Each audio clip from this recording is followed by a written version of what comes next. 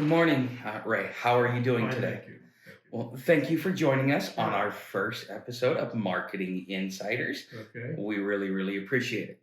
So let's go ahead and get started and tell me a little bit give me about 2 minutes of the history of your business and kind of how you've developed yourself over time. Okay.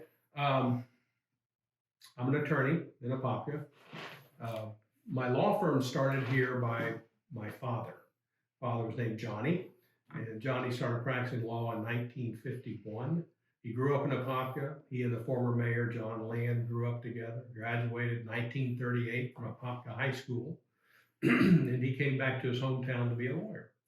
And so he practiced with other lawyers over years. But in 1981, my brother William and I finished law school and passed the bar and joined his law firm, and we became the McLeod Law Firm. So we've been in Apopka. A. McLeod has been an attorney in Apopka since 1951, so 70 years.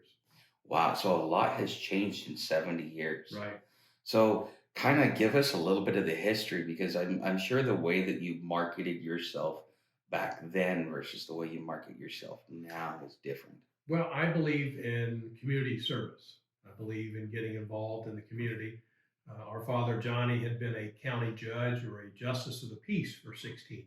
So he gave to his community by being involved in the judiciary.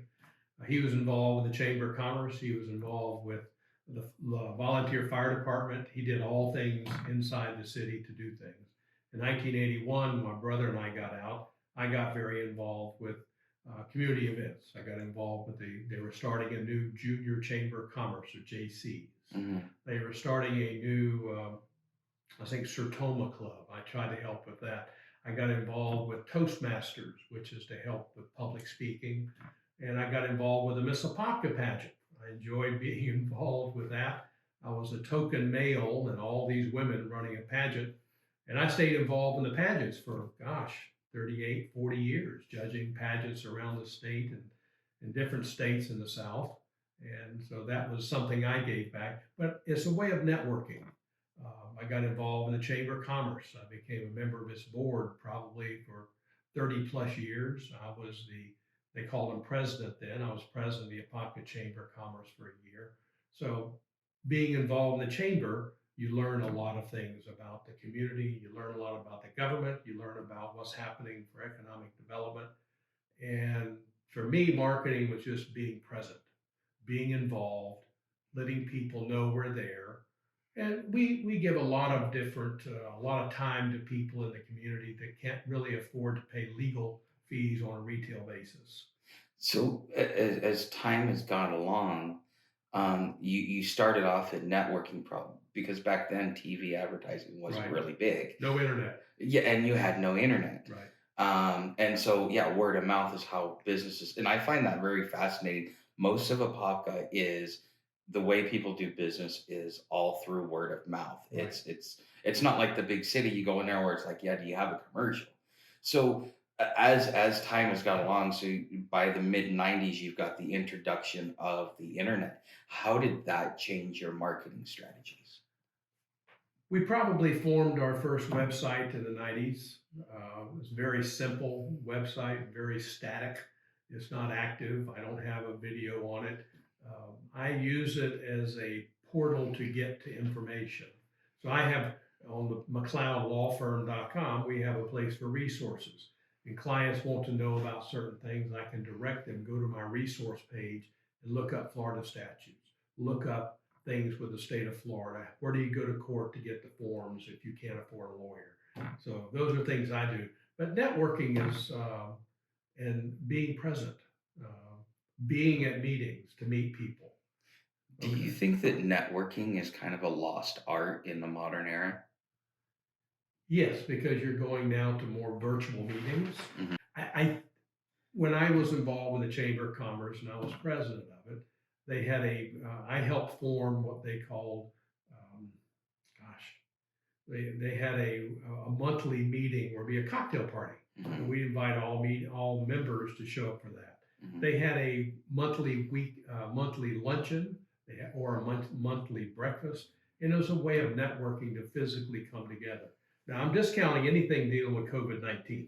Yeah. That's an anomaly, and hopefully it'll be gone soon. You know what you're talking about the chamber doing back then, it seems like they've gone back to that old style because compared to last year, the chamber has more in-person events and more ways for people to connect with each other. So that's the way it was before the internet, before we Right. had cell phones and all that is you had to have a lot of ways. So other than the chamber, what other ways did you do your networking? Most of us through the chamber, a lot of it. I would give, over the years, I would give seminars for local businesses. One of the things that I practice is collections and bringing civil litigation against companies. So I really like representing small businesses, getting them incorporated or an LLC, get them involved, get them good paperwork. So if a customer doesn't pay them, I want to have them documented well to get paid. So I would give seminars on documentation. You people need to have a credit application when they're selling widgets to another company. They need a personal guarantee. Things like that can really help a lawyer or them to get their money back.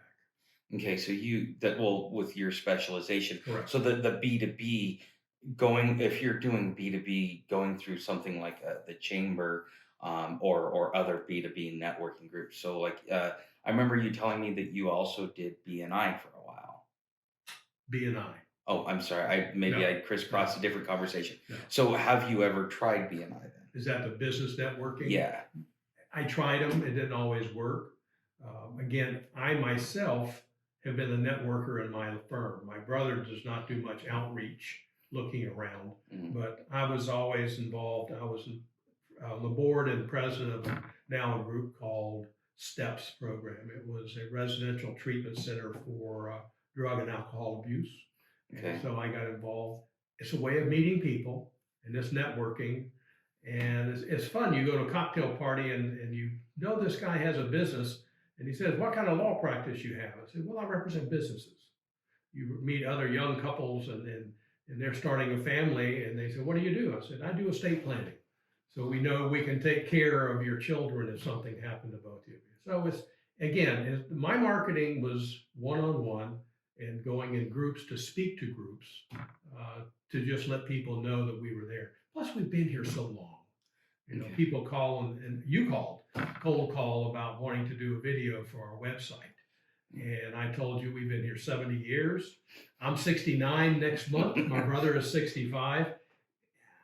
I don't have to work as hard as I used to. If I was a 30-year-old attorney or just a new lawyer out, then I'm going to look at more ways to market. But at this point, I'm blessed. I don't have to work as hard as I used to. So I think that actually helps me segue into my next question. So you've got a lot of new attorneys and new business owners that are starting. With all the experience and knowledge that you have over the last 70 years with this, um, what what advice would you give to somebody that's just starting out and trying to figure out how to network and not only how to network but how to market themselves as an attorney compared to what you went through? Well, I've been blessed to be able to. There's some young lawyers that have tried to use me as a mentor, Okay. not only to help them in marketing or trying to become busy, but there are lawyers like me who are getting old and long in the tooth, and we're not wanting to be as busy as we used to. And there are cases that I'm willing to spin off and give to young attorneys, let them make some money. Um, there's an old joke that you can't make a living if you're the only lawyer in town. You need two lawyers so you can have a lawsuit. So, and Mm, we used to tease, my father would tease, there's a nice lawyer here in Apopka named George Kelly. So mm, if people came in to see my father or me and they say, "We just left George Kelly's office," I don't know if I want to represent him because he's good at getting fees. So they may not be able to afford us. So sometimes lawyers will send bad customers also to young lawyers to let them cut their teeth on it as well. But the mentoring, it talks, I try to get them involved in community service. And because of community service, and now with social media, the networking I think can be more widespread. Okay, so I'm on LinkedIn, I'm on Facebook, I am on other social media sites, Am I active with it? No, but I have a presence, and sometimes I will post things.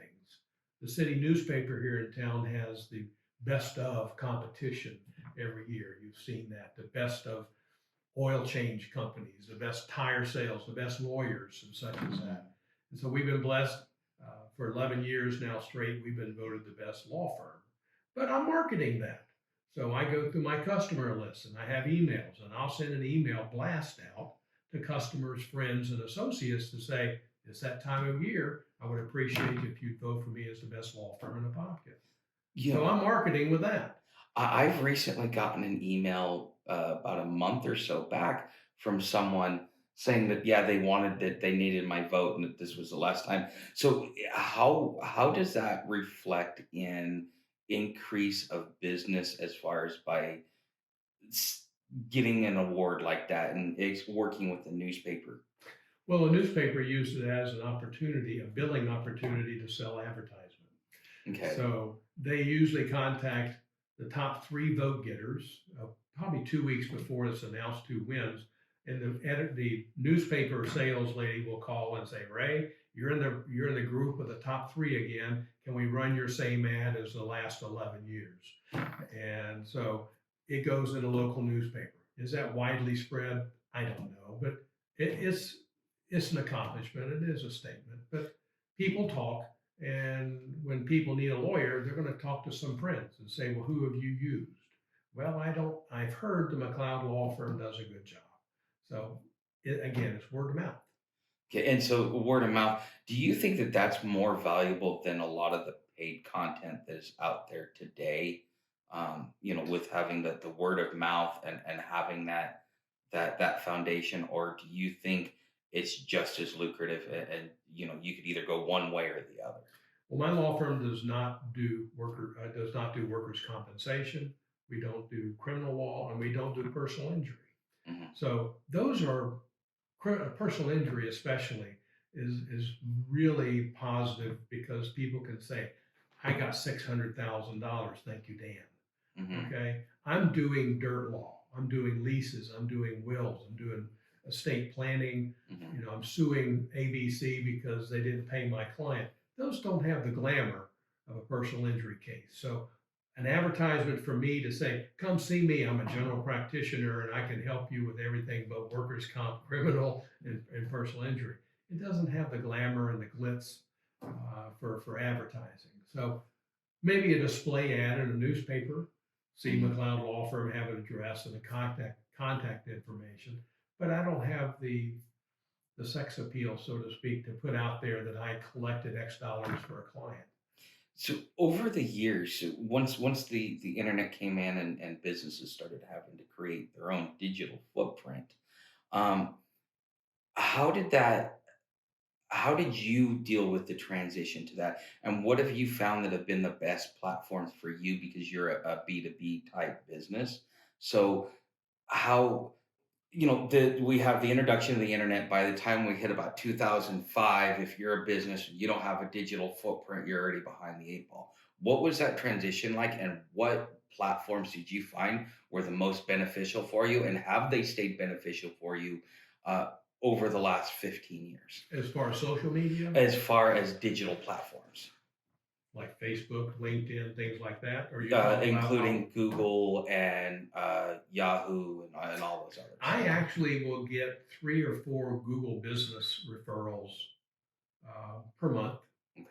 People are searching in Apopka attorney do a search on Google, and then I'll get an email from my Gmail account, and I'll look at it, and I'll always respond to them. They'll give a little blurb of what they're looking for. Those people don't have an attorney. They probably have not ever used an attorney, so I want to be very positive when I reach out to them and quickly to say, here's the best way to contact me. I'll be in tomorrow. Here's my cell phone. Give me a call. Overall, we don't get many leads that way, but probably 3 or 4 a month. And some of them will turn out to be clients. Most of them are not. They're, I guess you can call tire kickers. Hmm. Sometimes people are out there and they're just curious. Or so I don't get that much business from that. like looky loos. So yeah. Looky-loos or tire kickers. They're walking around the used car lot, kicking tires to see if they're good. And I want to buy a car, but I'm not sure if I want to buy it from you. So But when you're dealing with lawyers, you're giving them some of the side work that you don't want. You're making sure that you have the two lawyers so that you can actually have the lawsuit. Um, Any other advice that you would give to a young person just starting out? And as far as money goes, because I know when you start a business, most people don't realize like it takes a few years before you actually start making money at it. mhm. So with that in mind, if you were talking to a brand new lawyer, just got out of school, they just passed their bar exam, and they're deciding whether they want to go to work for somebody or whether they want to start their own practice. Um, what kind of advice would you give to somebody like that? Our father gave us advice. My brother and I, we got out of law school in 1980. He suggested we go to work for some other law firm. He said, go to work for some other law firm, let them pay for your training. Because when you go out on your own, the problem with that, you have nobody to feedback with. You Mhm. have nobody to say, gosh, should I do this, A, B, or C? And that's where I've been contacted as a mentor to help young attorneys to try to come up with a way to approach things. Okay. It's better, I think, to work with someone else that can be your mentor on a day-to-day basis. One, to help bring in clients, but also to help. We're problem solvers. Okay. So, uh, my brother and I tease people, we make more money doing corrective law than preventive. There's so many things you could see a lawyer before you go into a business venture, for example, and get the paperwork done up front. That's preventive. Now you come to me later, a year later, and someone owes you $20,000, but you don't have good documentation. So now I'm doing corrective law. So young attorneys out on their own don't have that experience, don't have the knowledge, but they can learn from another lawyer. That's always good. So, um, if let's just say somebody around like in the middle of their law career, they're thinking about becoming a mentor, they're thinking about like trying to give back. What kind of advice would you give those guys? So that they can be the most effective at offering assistance. What people don't know many times is that most lawyers, you perceive that they're going to trial all the time. I read somewhere once that maybe 10% of all attorneys ever went to a trial. Wow. You have a lot of transactional things. So I'm preparing a contract, I'm reviewing a contract. That's not going to trial. Okay. So if a client hires you to do a contract to sell his home, that's a transaction. You don't go to court. And probably 90% of what lawyers do, there are trial lawyers and there are law firms that only go to trial and they have a mindset. And this, so in Apopka, I tease people, it's hard to specialize in Apopka. I would tease that they say, what do you specialize in? I'd say, paying clients. So if they have the money, I'll find a way. But I'm a general practitioner. Yesterday, I was doing wills for people to prepare for their estate planning. And I'm doing a contract for a client that's buying a restaurant in Mount Dora. I'm also dealing with the sale of a piece of property out on Binion Road, out off of Lake Apopka for $2.4 million. It's going to close sometime in October. So I'm doing all these different things, and you don't learn that when you get in law school. You just have to do it as OJT, on the job training. So it's better to work with someone. Our father was, I would say he was a mentor to my brother and I, but I developed my own clients. I didn't really come into the firm and start representing his clients because I was out marketing to try to find my own clients.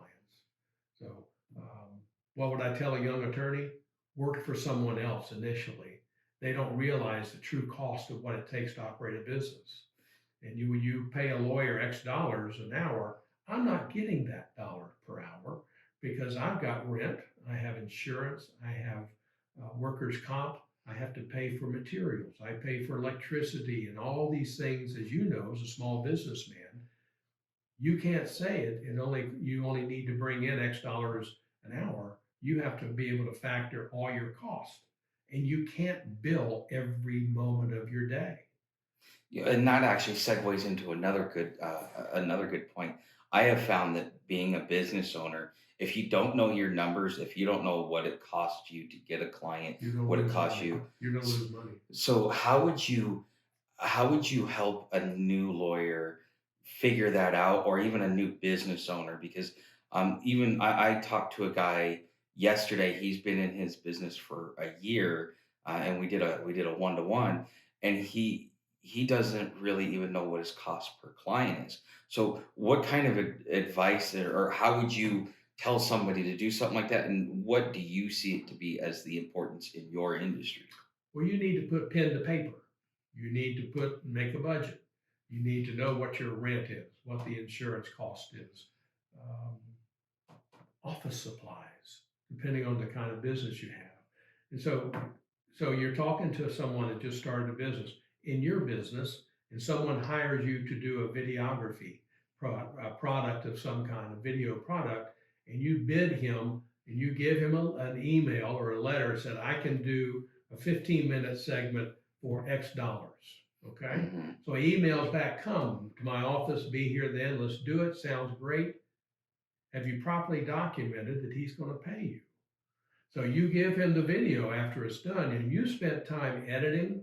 You're doing sound levels. You're doing all this lighting. You're doing your magic that you can with your mixing board.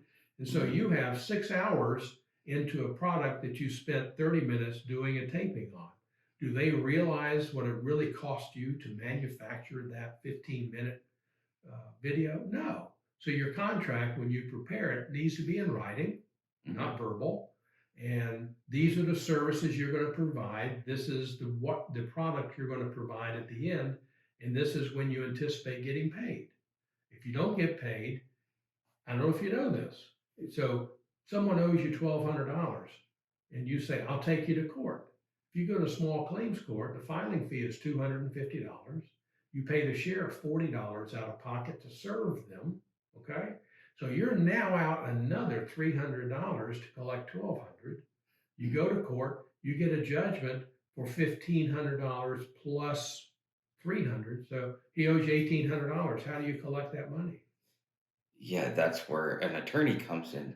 But it helps if you have a contract and the contract says you, Mr. Customer, will pay all costs of collection, including attorney's fees and costs. If you don't have that in a contract signed by your customer, I can't get my fees on top of what's owed to you. So now I've spent $800 of my time to collect 15.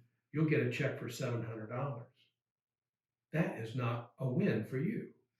Well, thank you for taking the time to sit down with me, and I think this could have taken quite a lot longer because you have so much information. It's a great thing about dealing with somebody who's been in business for a long time is they have a lot of wisdom and a lot of knowledge to pass on. Um, in the light of marketing, we talked a lot about networking and doing word of mouth and kind of some advice that we would give to the younger people that are starting out. Is there any other things that you think that would help or assist or be of value to an individual that hasn't been said, as far as not only how to market themselves but to protect themselves once they actually get that client? Well, I didn't mention that there is a unique caveat as a lawyer. As a lawyer, for years, we were very limited in what we could do to advertise. You had to literally, even today, if I do an advertisement, I'm supposed to send that to the Florida bar, pay them X dollars to review it before they have to approve it or reject it before I can even use that advertisement because they want to make sure it's not confusing the public. It's not an inappropriate ad. So someone comes to me for the Apopka Little League and they want $500 for a banner on the back fence. It costs me $300 to send that ad to the Florida bar to be reviewed. So it's not really cost effective to do that. Back to marketing for me, I'm going to say again that I always thought as a lawyer, I think that the marketing for me is best one-on-one networking, but getting involved in your community. If you're in a downtown high rise in downtown Orlando, you're not going to be that involved in community, particularly if you're in a big law firm. But even those law firms, they get very involved with the Orange County Bar Association, the Seminole County Bar Association, and there's a lot of networking there from lawyers that know if this man likes to do this kind of case and I don't want it, I know a guy from networking that can do that. Okay. Okay. Well, Raymond, thank you for your Okay. time today. Thank you for being our first interview, and Okay. thank you for dealing with all the kinks in the It's in the okay. podcast. You did want it in English, correct? Well, I was hoping for Spanish, but I forgot my translator. Okay. Thank So, you so much. well, thank you, sir. Thank you, Jason. Okay. Good.